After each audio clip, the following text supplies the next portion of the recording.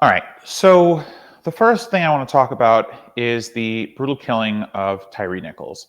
Now, we've talked a lot about police brutality on this show, and a lot of the police brutality that we've seen in our experiences living in America are about white cops and black kids or black adults or just black people in general. And so one of the things that has kind of stuck out about the Tyree Nichols beating and subsequent killing is the fact that the cops were black. And, they were part of this kind of elite team um, as well, these five black cops, and the team's now been disbanded.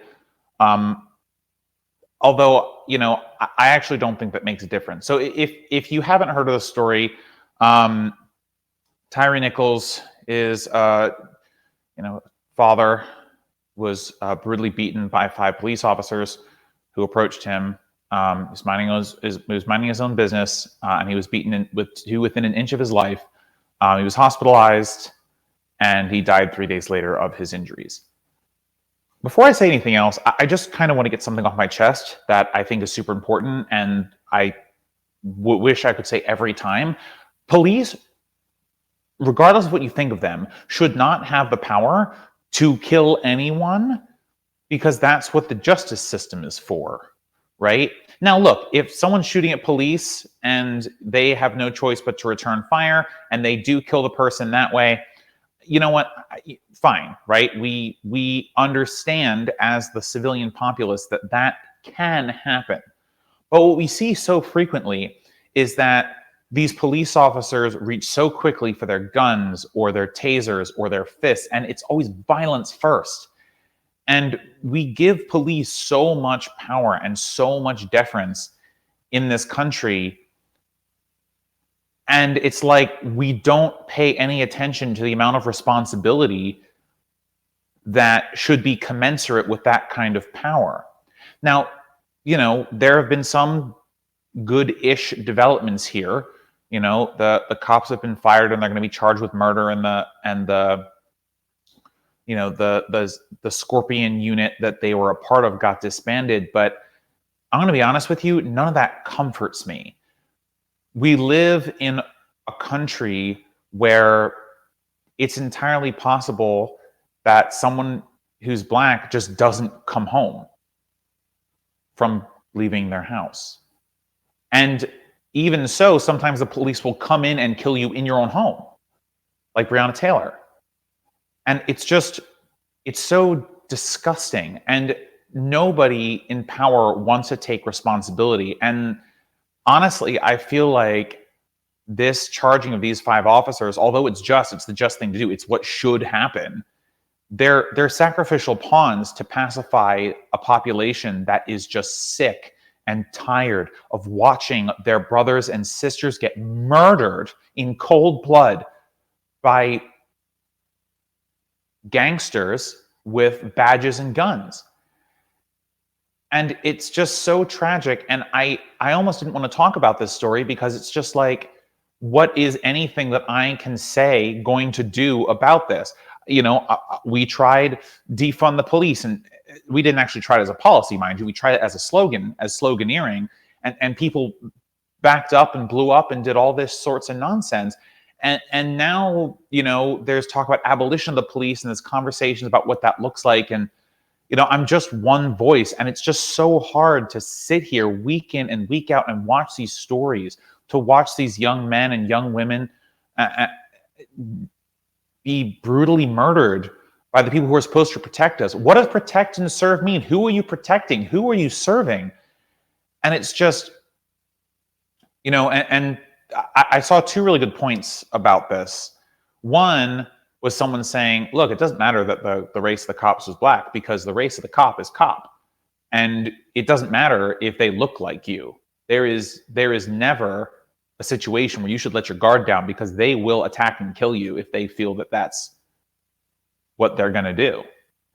And, I know someone who felt, who had kind of this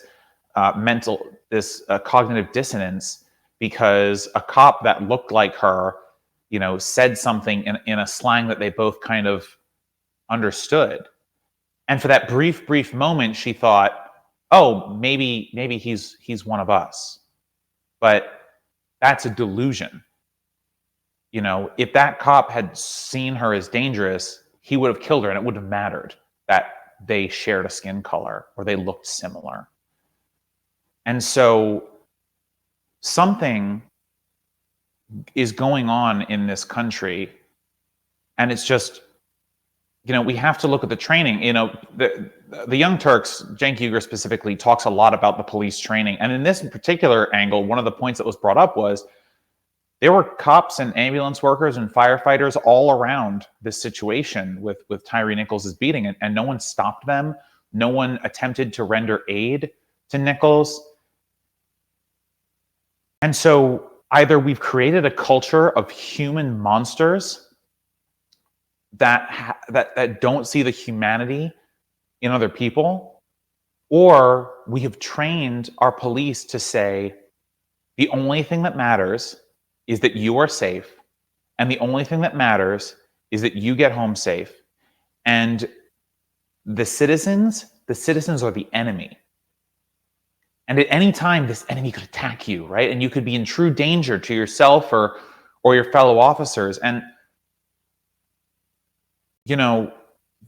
we see this behavior. Oh well, and the response sometimes has been, well, we should have cops that look like the people they're policing. We should have cops that live in the neighborhood they're policing. I don't believe that anymore.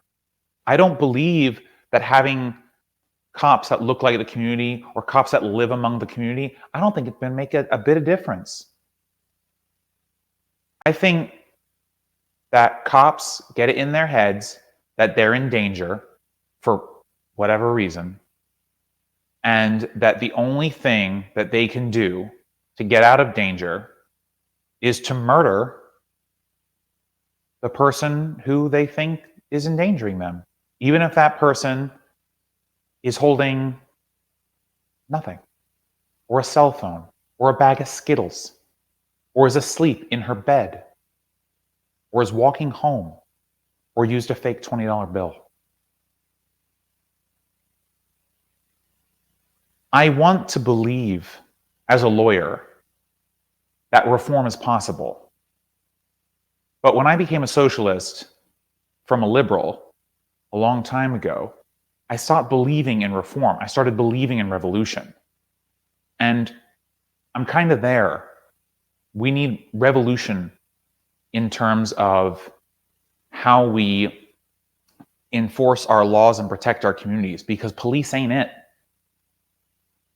Police have shown themselves as brutal murderers who only protect the rich and the powerful, and who are only afraid of financial power from other people. I would bet that even though these 5 officers are being charged with murder, that there will be another brutal police killing in that police department. And it'll probably happen fairly soon, because punishing the officers doesn't seem to get the point across. We have changed their minds. We have broken them in a way that causes them to lose their humanity. We have essentially done to them what we do to soldiers: break them down as individuals, force them to see the person on the other end of the battlefield in the case of soldiers. But are we teaching that to our police as well? Do they think they're on the front lines of some terrible war where murder is their only option? I don't know. And I have so much privilege in this area, and I doubt a cop would ever do anything to me, but I truly don't know, and I don't want to find out. But it's so important to me that if, as a lawyer and as a citizen and as someone who cares about other people,